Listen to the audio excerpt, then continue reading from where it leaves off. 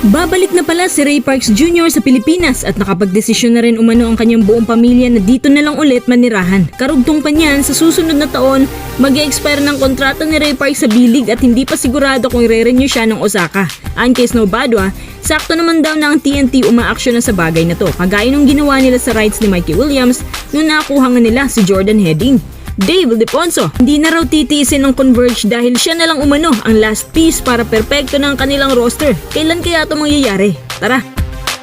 Inaamin ni Ray Parks na gusto na niyang umuwi sa Pilipinas para makasama din ang kanyang pamilya pero wala siyang magagawa dahil nakatoka sa kanya ang pagiging Asian import dun sa Japan B-League at sa susunod na taon pa siya makaalis.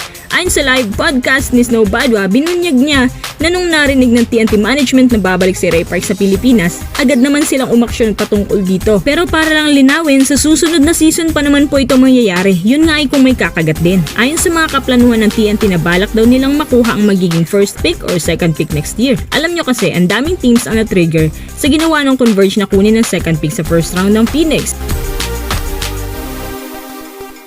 Kaya napunta sa Converge ang first pick nila. Isang clever idea nga ito para sa ibang teams para makakuha ng magandang pick sa draft. Kaya naman, ito daw ang gagawin ng TNT dahil hanggang ngayon hawak pa rin ng TNT ang rights ni Ray Parks, so ang gagawin nila, iti-trade nila ang rights kay Parks kapalit ang kanino mang first pick. It's either sa una or sa pangalawa. Depende kung sino ang papayag. Ang unang team na posibleng kumagate ang Converge pa rin dahil sa 4 straight wins nila sa tune-up game, kabilang na yung intense battle nila laban sa San Miguel. Under pa yan sa bago nilang coach na si Delta Pineda. Naging malaki at mataas ang willingness ng Converge na lumaban at maging contender. Kumbaga, tumaas ang kumpiyansa nila at moral na kaya pala talaga nilang maging dominant kahit independent team sila. Kahit papaano naging satisfying naman din ang resulta ng kanilang campaign sa huling 2 seasons under former coach Franco Atienza base sa mga nagdaang performances nila pati sa mga tune-up games. Ngayon, naniniwalang Converge na kaya na nilang sumabay lalo pat kapansin-pansin nga ang pagbaba ng quality ng roster ng mga caliber teams ngayon.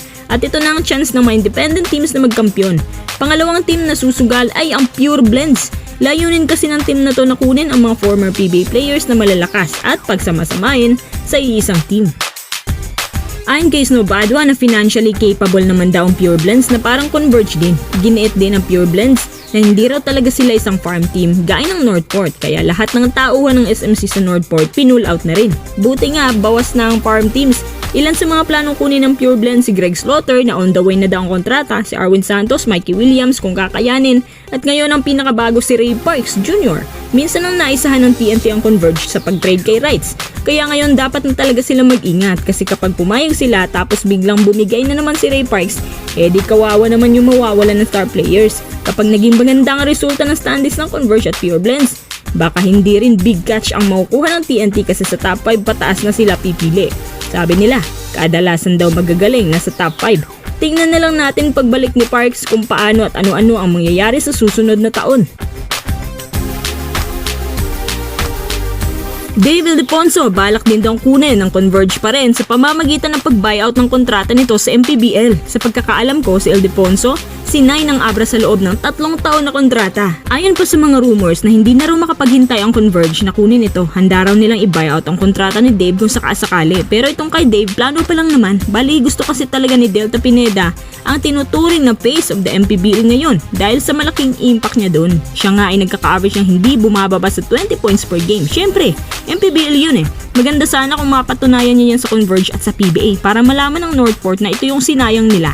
Teka, Pure Blends na nga palang Northport. Ibig sabihin, silang may karapatan na kunin ang high flyer na to para isalpak ang team. Yun nga ay kung handa rin nilang isugal ang lahat. Ito na lang ang PBA rookie na hinihintay na makapaglaro at sana mangyari na nga.